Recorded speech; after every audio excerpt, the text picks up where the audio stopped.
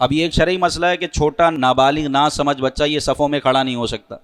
اب ہم جب صفوں سے پیچھے کرتے ہیں وہ ناراض ہو رہے ہوتے ہیں، وہ چھوٹا بچہ، تو بھائی یہ شرعی مسئلہ ہے.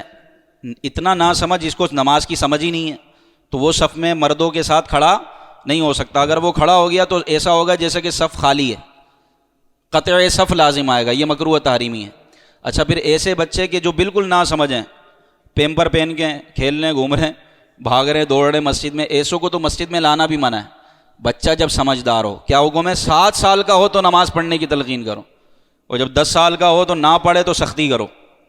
جب سمجھدار ہو نا تھوڑا بچہ، نماز کو کچھ سمجھے، اب آپ اس کو مسجد میں لے کر آئیں اور پھر اپنے ساتھ کھڑا کریں، اس کو نماز پڑھائیں، اور پھر یہ اپنے معمول میں لے کر آئیں اور اس کو ایکٹیویٹی کروائیں، دینی بھی اور دنیاوی بھی.